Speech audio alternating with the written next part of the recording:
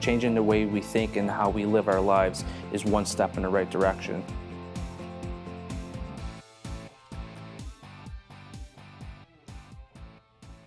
Welcome to Well Berkshires. I'm your host, Jim Willis.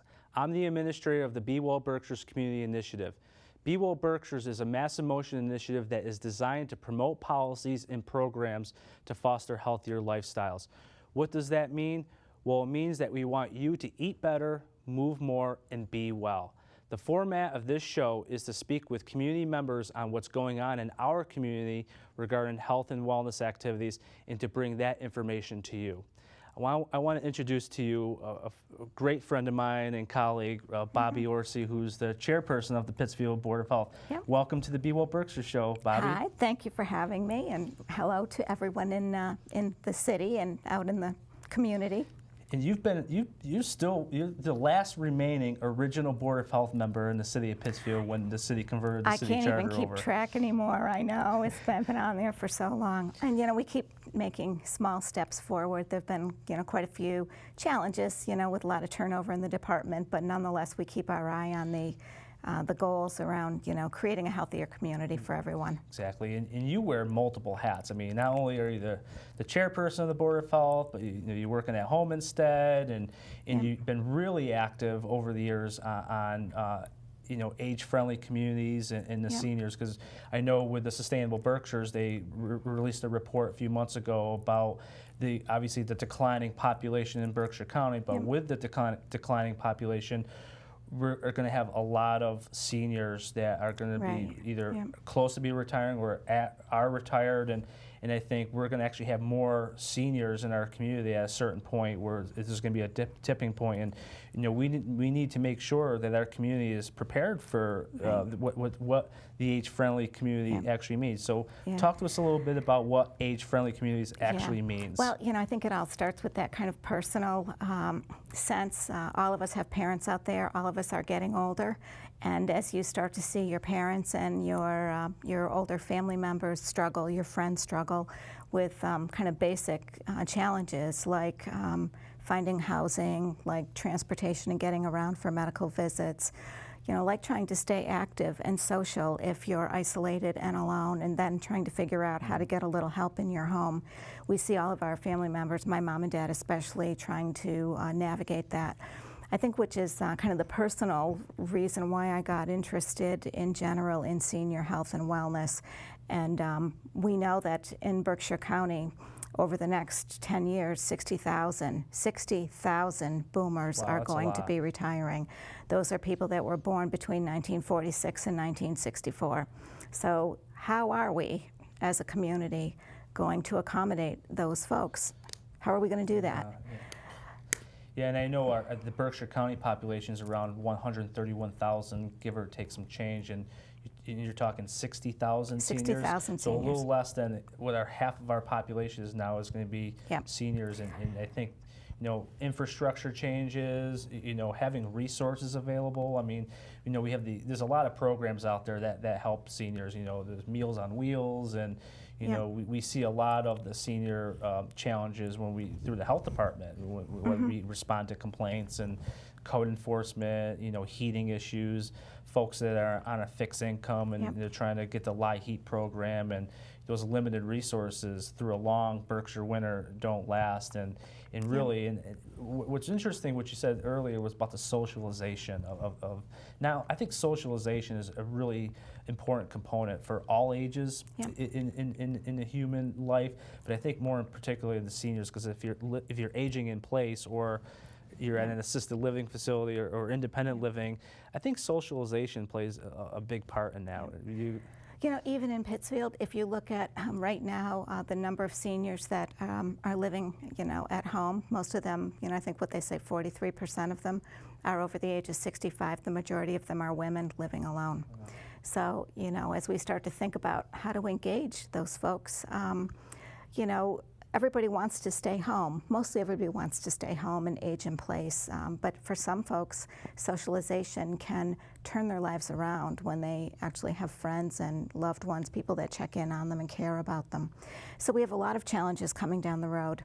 And when we ask, well, do programs, and it's like we always ask everybody, how many of you want to live a long, happy life? And all the hands go up. Hopefully I everybody. do. And then you say, you ask how many of you want to get old, and nobody raises their hands. To live a long life, we have to get old, and we're all going down that road. So how can we make it the best possible community? And what does that mean for us? I think that the concept of age-friendly communities is not new. It came out of some of the World Health Organization research, and there are age-friendly communities springing up across the United States.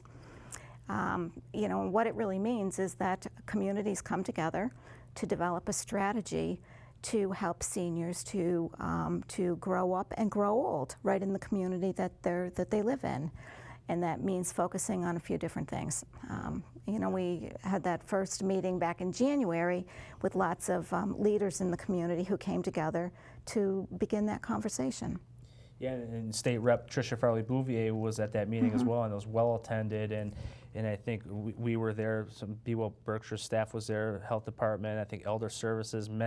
I thought that was a very good meeting and a very good dialogue to get the conversation going. And now you're trying to shore up and kind of recharge that process. And a few of us met a few weeks ago to begin that conversation. What age-friendly communities are, and I think really we need to make our community healthy and well, but make it easy to access healthier food choices and to promote physical activity. And it's part of the foundation of Well Berkshires. And we were talking at a previous show about walkability, and when you do have those seniors that want to walk and they're physically able to do so, we need to make sure that our sidewalks are cleared and they're accessible.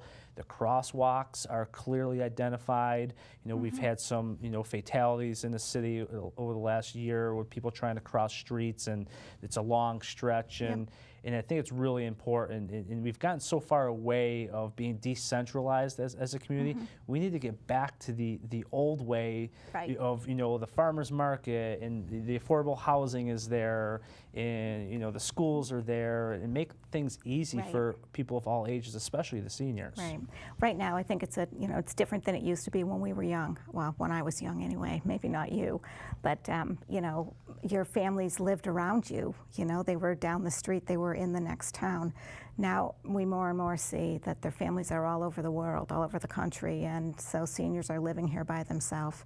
And we also know that as people get older, they're at greater risk for chronic diseases and memory loss, and that can absolutely change people's lives. So I think we're starting to come together as a community to see what we would like the Berkshires to be like. I mean, what do we really want to see happen here?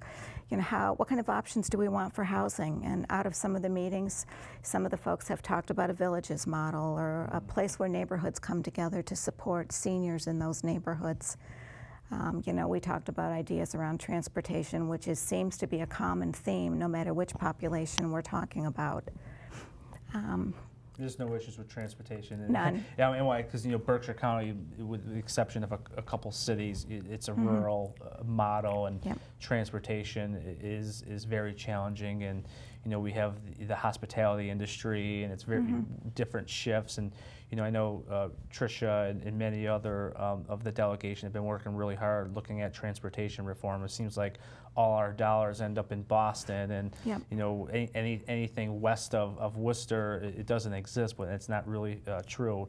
I think we have unique needs and challenges, and we also have successes of what's going on in Berkshire County as well. But I think transportation plays a large part in that. It's a common theme. The other piece too is as folks get older, they're going to need more and more help in getting around. And if you look at who pays, who really pays to help care for seniors at home.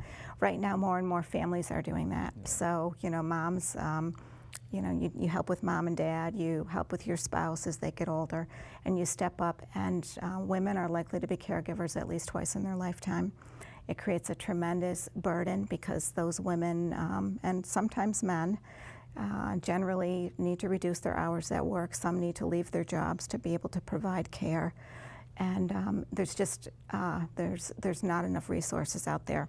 And if you look back to the whole, the idea that Social Security was going to be what helped us to, survive our retirement, when FDR implemented Social Security, that was in 1935, and randomly picked 65 as the age, and at the time the life expectancy was 68. Right. So you didn't have to worry about providing, support for folks for 20 years like you do now. Obviously, it's not a sustainable model anymore. That's where there needs to be some type of reform to, and I think resources, we see it every time the state budget comes out. They're cutting back, councils on aging. They're cutting back, Meals on Wheels programs and all that support. And I think everything's a domino effect. Getting back to, being a caregiver multiple times in the life, and that's a challenge. If you have a working young family raising children, and you're paying your mortgage or rent, whatever the situation may be, and you have a family member that may have not planned ahead and figured that out, it becomes a domino effect. Not only is it an issue with the senior that actually needs direct care, but it affects, the family, the economics of the family, and trying to reduce hours. You're juggling daycare, and I think maybe a message we could let the viewers know is start having those conversations now. Right. Start to plan, or if you're at that point where it's too late, try to figure out together as a family to try to get through those situations. In the home instead world, we call it 70-30. 70-30? So 30-year-olds need to be talking to their 70-year-old parents, and 70-year-old parents need to be talking to their 30-year-old kids. Oh, I thought that was my health insurance differential through my. But it's not a conversation that comes easily, no, it's and not. It tends to not actually happen until there's a crisis, and then somebody is thrust into a caregiver role, and that they're usually ill-prepared for. And I think that as our population ages, we're going to need to have different solutions for how that happens as well. And I'm sure that's an uneasy topic to have with a family member, because you have the senior that doesn't want to put a burden on the children. The children they don't really want to have that conversation with the parent because maybe they're not mentally or physically prepared to admit that they need assistance, and they don't. So I'm sure it's a very challenging conversation to have, but I think it's an important conversation that needs to be had at some point. There are two different stages of retirement. There's those active years when people are out doing things where a lot of the Well Berkshires stuff is going to fit right in. And then there are those years where those seniors need a little more help at home. And we see men and women standing on ladders because they don't want to ask their children to come over and help with the curtains or to clean the gutters. And we see them fall. I think doing things at home like that is one of the number one risks for falls. We see them try to navigate the curbs in the winter and drive around and have a hard time getting out. I think, what are we going to do about that? Knowing that we have all these seniors retiring, and at one point in our lifetime, we will have more seniors in our community than we do school-age children. Yeah, that's definitely it's a wave. It's very interesting, and one thing I always promote when I do radio, television, whatnot is get to know your neighborhood. I think we've gotten so siloed within our own neighborhoods. That's a great point. Because I think we get so busy in our own life and lifestyles and work and family, and people should get up and just either take a left or right and walk over, knock on the door, and get to know your neighbor. Yep. I know neighborhood watch programs are starting to get shored up in certain communities, and get to know your neighbor. And you see tall grass next door to your neighbor, and that person hasn't mowed their lawn. Maybe call in, the health department, fire department, police department to do a wellness check to see what's going on, or simply just check in on. And I think, getting back to the neighborhood model is really what it's all about. And through Well Berkshires and, Pittsfield Health Department and many other organizations, we're always talking about that. Get to know your neighborhood. We've gotten so far away from that. Funny story in our neighborhood, we kind of grew up and lived through the whole PCB renovate, the remediation and all of that. And through all of that, neighbors were out more than ever. They came together and rallied around the tragedy that was. And we used to do night court. That's what we used to call it. And it's where we decided all of what was in the best interests of the city of Pittsfield. And, at one point, Mayor Roberto actually came out to night court. And at that point, it's like, Mayor Roberto, I think that, to prevent this from happening again, we need a Board of Health. And that was probably the year before, we moved in the direction of establishing a real Board of Health. Yeah, that's a really good transition. Age-friendly communities to Board of Health, and in Pittsfield, the way health departments and boards of health work in the Commonwealth, for the viewers, it's dictated by Mass General Law, and there's different formats depending on the charter of either having a health commissioner that works directly for a mayor, or you have an independent board of health. And many of the communities in the Commonwealth have individual boards of health who are given authority by legislation to regulate, implement policies and programs in the best interest of public health. And in 2003, 2004, I think it was like Linda Tyre and Tricia Farley-Bouvier, and there could have been others working together to try to make that transition to create the Board of Health. And I think that was a really great transition of establishing new leadership to look at health and wellness in the city of Pittsfield. And you're one of the original board left over. It started at night court, everyone. Interesting. That's an interesting story. And you've been very active with the Board of Health since the beginning. And well, in the early days, we had a lot of challenges. We always had wanted to move into a health and wellness in that direction, because we knew that it was much better to kind of keep people healthy and keep them active and engaged. There are a lot of basic tenets in public health that you need to make sure are shored up first. And, I think now with the good work of Well Berkshires and our relationship with the Tri-Town Health Department, we've been able to, take some real steps in that direction. Yeah, it's back to resources too. You got to have adequate resources for staffing. You got to have qualified people to work. Because with boards of health, the interesting model there is, the boards of health are either elected or they're appointed by a mayor or select board. They have all this power in the world, but if they don't have the staffing and the resources to work on that, and we've really seen a shift of the traditional health department / code enforcement into health and wellness. I've seen it firsthand over the last 5 to 7 years. And when I first got into public health in 2002, 2003, it was septic system inspections, perk tests. Obviously there's the communicable disease investigation, follow-up, and prevention. But we've really pushed the needle in a different direction of what the new World Health Departments look like. Yes, you still have to follow up on complaints and do your restaurant inspections, but there's a whole new tenet where health and wellness and prevention is really where it's going. And we need to be able to adapt to those changing times, and whether it's through technology and having adequate staffing and resources. And I know Pittsfield has been working on a lot of interesting initiatives through their Healthy Pittsfield and superfood drives, and so what's going on in that? So aside from we talk about food inspections, and all of us want to think that the places that we're going in our community to have dinner or lunch are clean, and that they're well inspected, and that the food is at the right temperature, and that there's a special sink to wash your hands in, and all of those kind of things. Called the hand wash sink? Yes, thank you. That's why you have a good Board of Health or public health official helping you to do those things. But you also, I think nowadays, you want those options. You want to be able to have, good green salads, and you want to be able to substitute, the French fries for another vegetable if you would like to.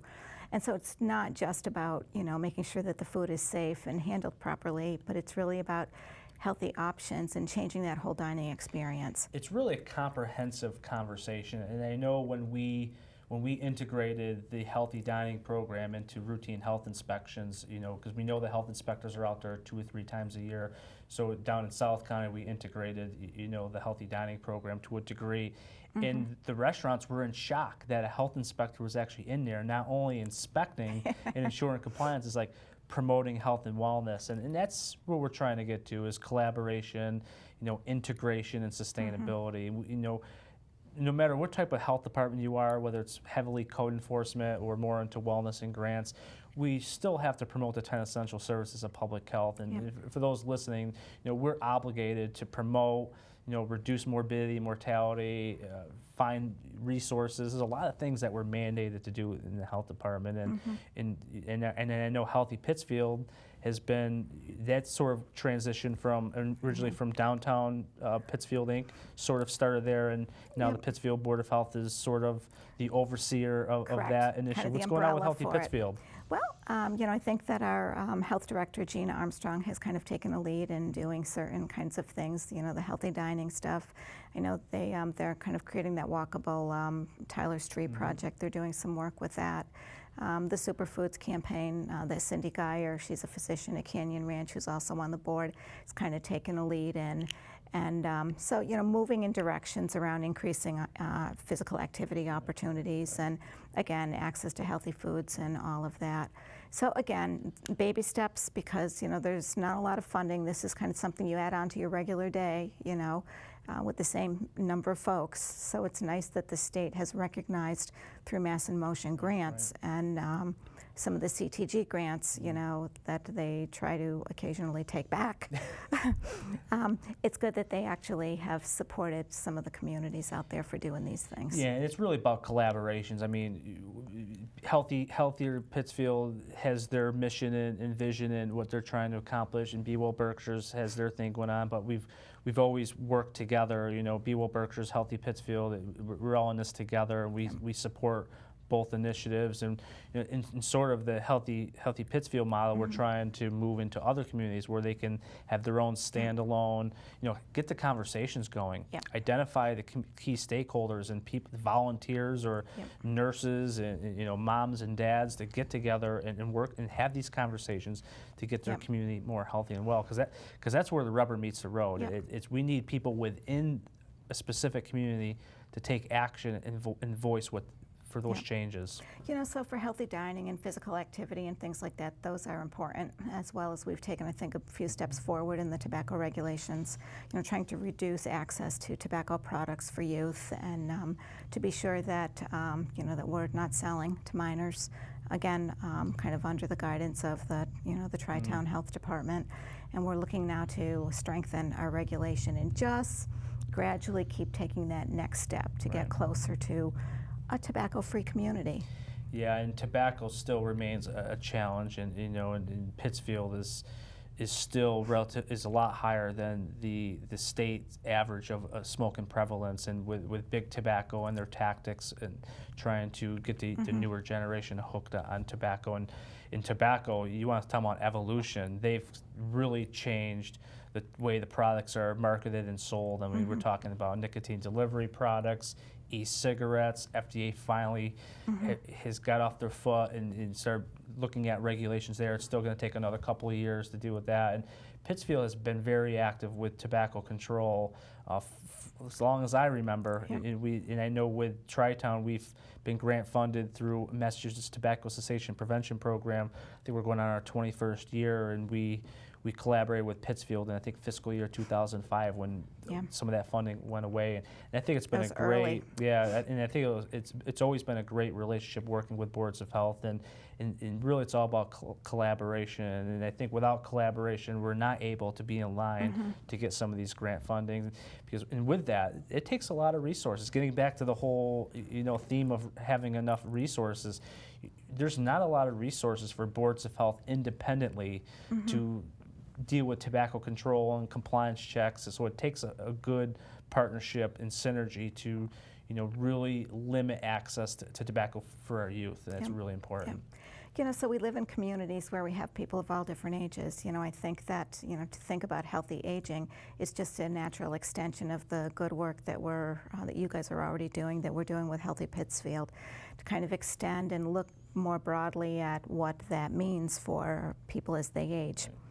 And maybe adding a few other pieces to that around, walkability for seniors and what that might mean, or, access to fresh fruits and vegetables to people that can't get out.